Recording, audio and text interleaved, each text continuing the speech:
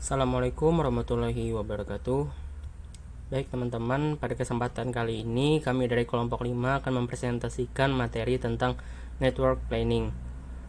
Kelompok 5 sendiri ada Herliana 2019-007, Nadiatul Mahfujah 2019-008, Muhammad Iksanuddin 2019-020, Anissa Umuhani 2019-034, Wila Eka Septiasih 2019-050, Farah Salsabil 2019-440, Ayunda Novia Alfianti 2019-445, dan saya sendiri Muhammad Hasbianur 2019-037 yang akan mewakili teman-teman dalam menjelaskan materi ini. Network Planning. Network planning dipergunakan untuk perencanaan penyelesaian berbagai macam pekerjaan, terutama pekerjaan yang terdiri atas berbagai unit pekerjaan yang semakin sulit dan rumit. Menurut Safwan Badri 1997 dalam bukunya Dasar-Dasar Network Planning pada prinsipnya adalah hubungan ketergantungan antara bagian-bagian pekerjaan atau variabel yang digambarkan atau divisualisasikan dalam diagram network. Manfaat Network Planning. Network planning membantu dalam perencanaan dan penjadwalan suatu proyek. Menurut Handoko 2010, manfaat network planning adalah sebagai berikut. Yang pertama, perencanaan suatu proyek yang kompleks. Yang kedua, schedule pekerjaan-pekerjaan sedemikian rupa dalam urutan yang praktis dan efisien.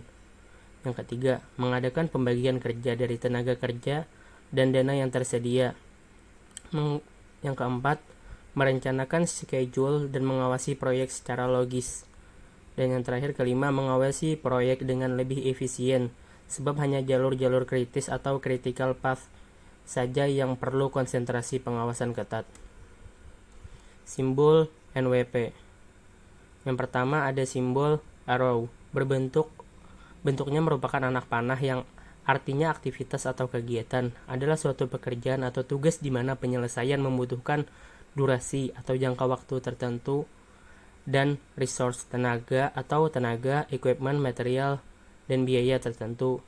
Yang kedua, node atau event, bentuknya merupakan lingkaran bulat yang artinya saat peristiwa atau kejadian adalah permulaan atau akhir dari satu atau lebih kegiatan.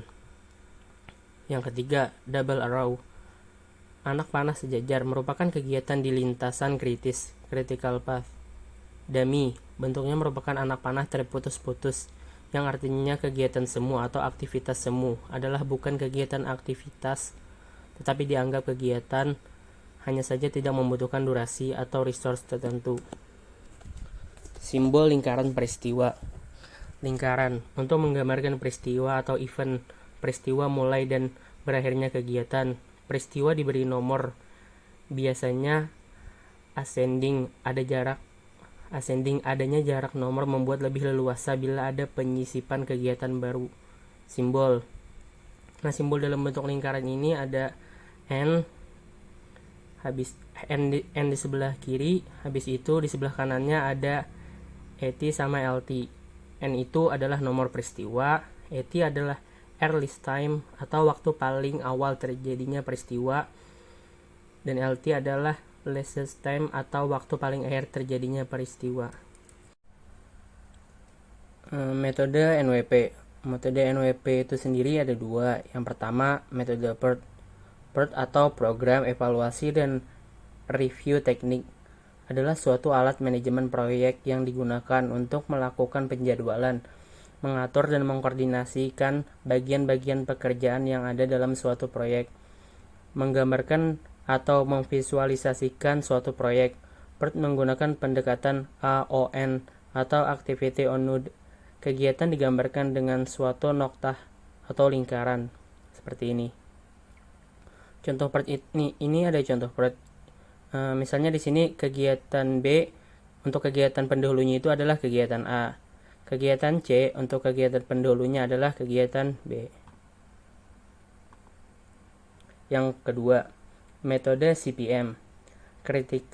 CPM atau Critical Path Method adalah suatu rangkaian item pekerjaan dalam suatu proyek yang menjadi bagian kritis atas terselesainya proyek secara keseluruhan.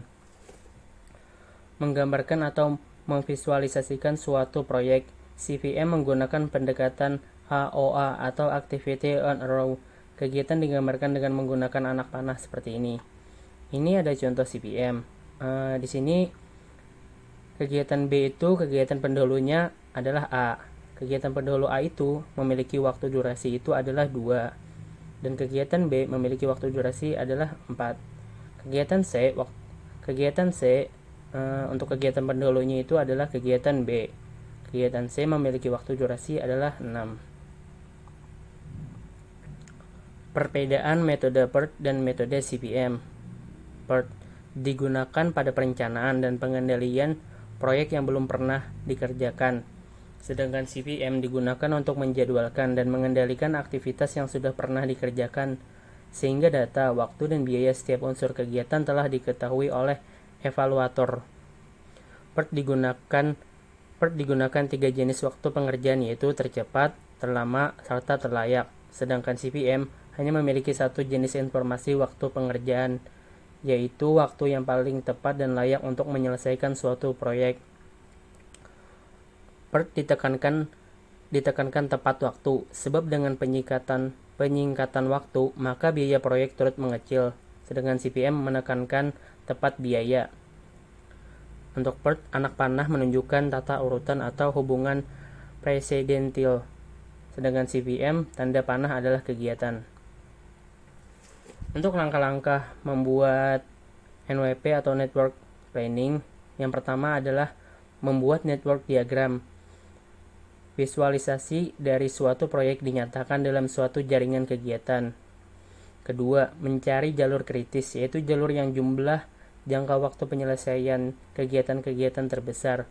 Forward, waktunya dijumlahkan dan dicari yang terbesar. Backward, waktunya dikurangi dan dicari yang terkecil. Memperpendek waktu jalur kritis jika memungkinkan. Adapun untuk syarat-syaratnya, yang pertama harus mengetahui mana kegiatan yang menjadi pengikut dari yang lain. Yang kedua, harus mengetahui mana kegiatan yang menjadi pendahulu yang lain. Yang ketiga, banyaknya anak panah dan kaitannya harus mengikuti pola hubungan yang ada sesuai dengan permasalahan yang ada.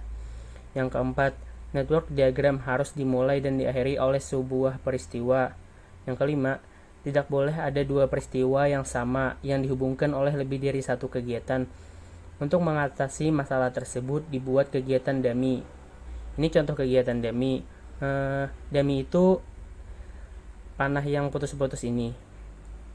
Aktivitas dummy ini digunakan untuk menggabungkan 2 buah kejadian bila antara suatu kejadian dan kejadian yang mendahuluinya tidak dihubungkan dengan suatu aktivitas tertentu.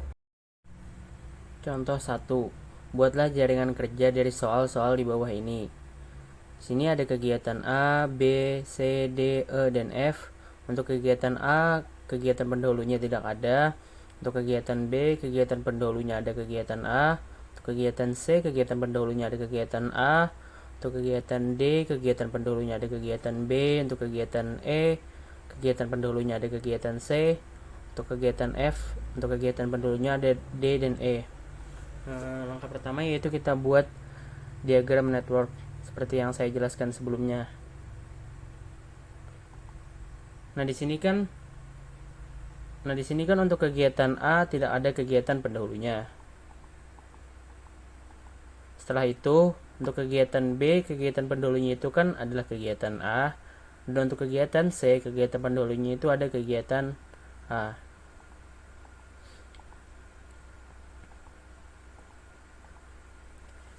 Setelah itu di sini ada kegiatan D, untuk kegiatan pendahulunya itu ada kegiatan B.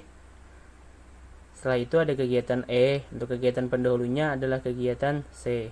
Di sini kan kegiatan F, kegiatan pendahulunya ada D dan E. Jadi langsung saja kegiatan F, kegiatan pendahulunya ada D dan E. Nah, di sini ada contoh 2. Gambarkan network dari beberapa proyek di bawah ini. Tentukan berapa lama waktu penyelesaian proyek dan tunjukkan jalur kritisnya. Di sini ada kegiatan A, B, C sampai I. Kita gambarkan diagram networknya. Di sini kan kegiatan A dan B itu tidak ada kegiatan pendahulunya. Untuk kegiatan A waktunya itu ada 2 minggu. Untuk kegiatan B, untuk waktunya itu ada 3 minggu.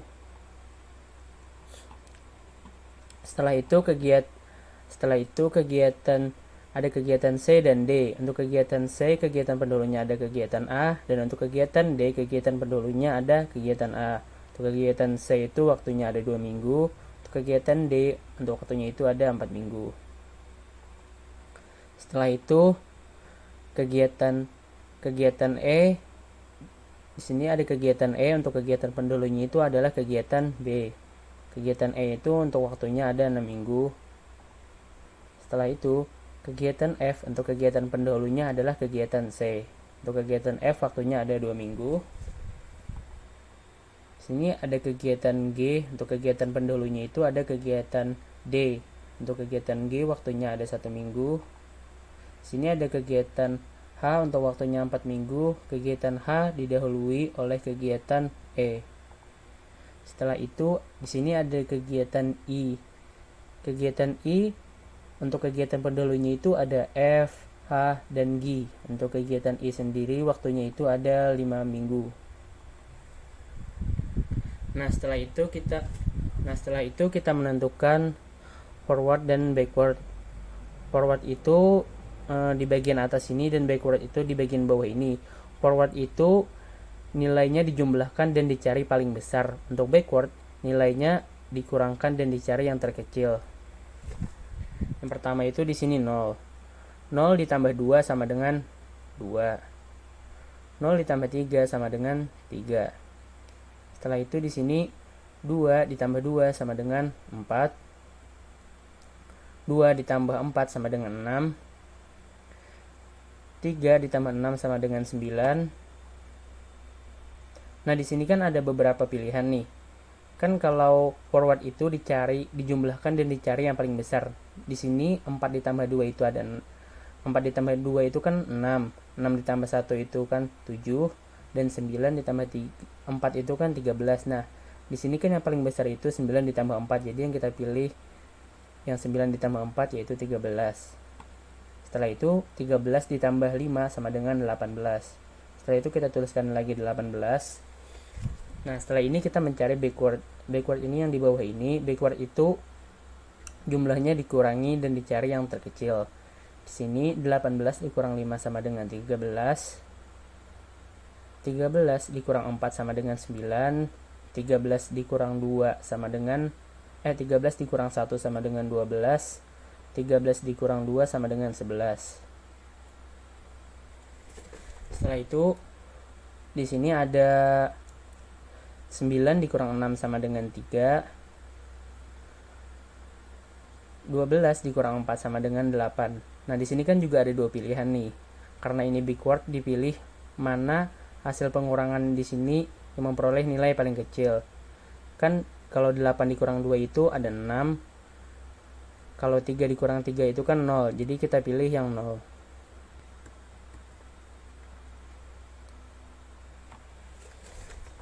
Nah, setelah itu kita menentukan jalur kritisnya. Untuk jalur kritisnya itu simpelnya gini. Nilai di atas dan di bawah itu tidak memiliki selisih waktu. Misalnya seperti ini nih. 3 dikurang 3 sama dengan 0. 9 dikurang 9 sama dengan 0.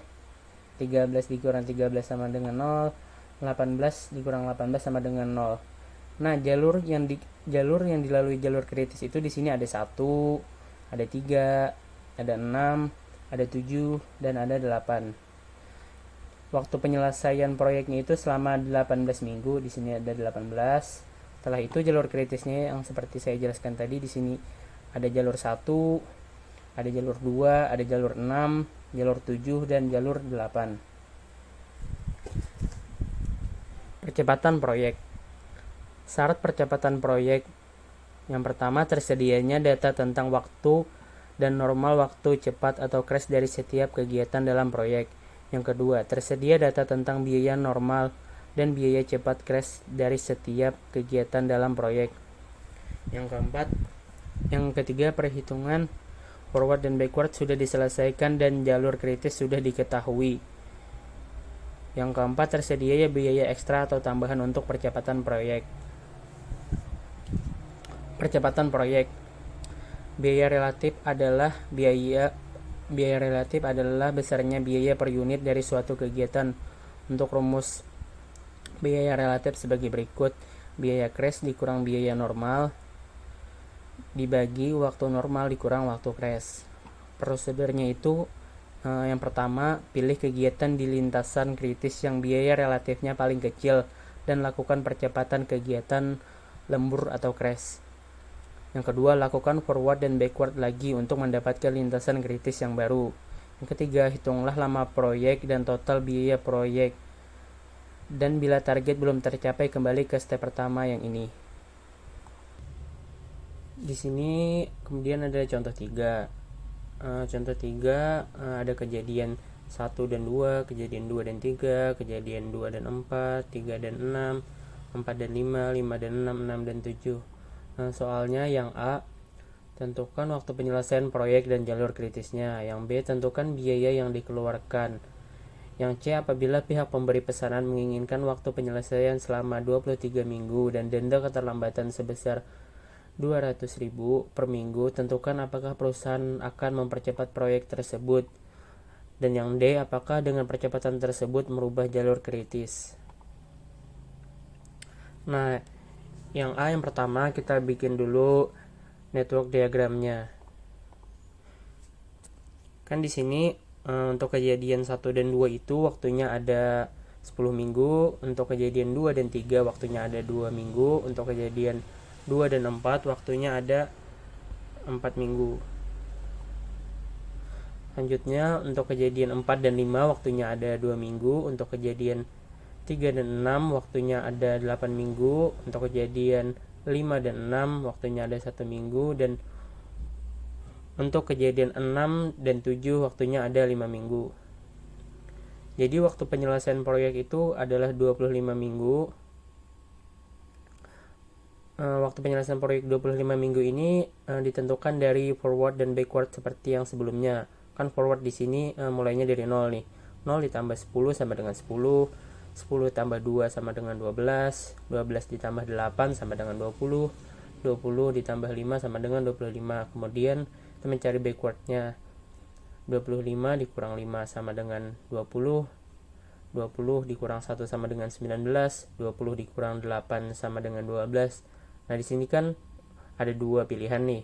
Karena ini backward, kita pilih mana hasil dari pengurangan ini yang memiliki nilai paling kecil. Nah, di sini kan ada 17 dikurang 4 itu kan 13, 12 dikurang 2 itu 10. Jadi kita ambil yang 12 dikurang 2 sama dengan 10. 10 kurang 10 sama dengan 0. Jadi jalur kritis itu nilai yang di atas dan di bawah itu tidak memiliki selisih atau sama gitu. Kan di sini yang nilainya tidak memiliki selisih atau sama itu nilai di jalur 1, ada di jalur 2, kemudian di jalur 3, di jalur 6, dan di jalur 7. Nah, seperti ini. Ini kan di jalur 1, di jalur 1, di jalur 2, di jalur 3, di jalur 6, dan di jalur 7. Dan ini ada, dan yang B, total biaya yang dikeluarkan itu 13.700.000. Nah, 13.700.000 ini dari hasil penjumlahan yang ini.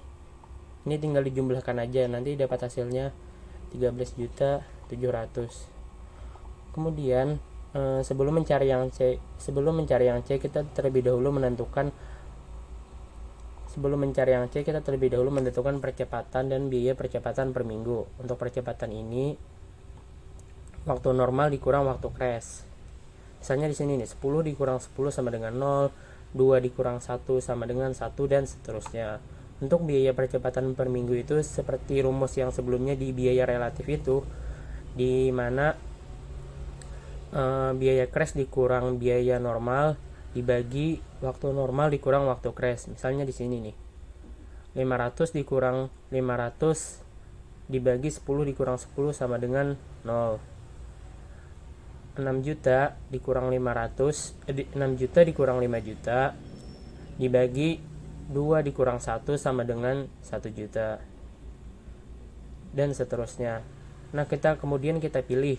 Yang kita pilih itu dari jalur kritis, nilai kejadian ini dari jalur kritis dan di mana dari jalur kritis itu yang memiliki nilai biaya percepatannya paling kecil. Karena 3 dan 6 itu berada di jalur kritis dan nilai biaya percepatannya paling rendah, maka itu yang kita pilih. Nah, yang C, apabila dilakukan percepatan harus dilakukan pada jalur kritis, yaitu jalur 3 dan 6 selama 2 minggu. 2 minggu itu dari percepatan ini nih, 2 minggu. Jalur ini memiliki tambahan biaya percepatan paling rendah. Kan diantara ini memiliki biaya percepatan paling rendah itu yang 150.000.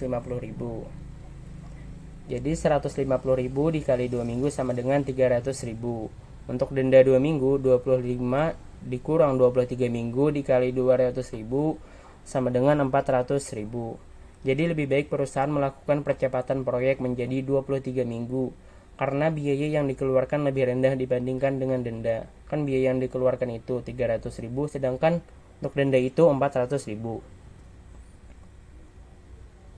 Dan yang D, dengan percepatan menjadi 23 minggu, jalur kritis tidak mengalami perubahan, yaitu masih 1, 2, 3, 6, dan 7 seperti yang tertera di bawah ini.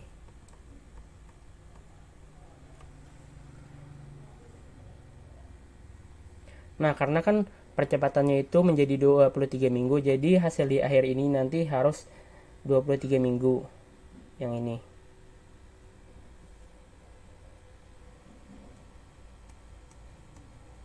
Ini jalur kritisnya masih di jalur 1, 2, 3, 6, dan 7.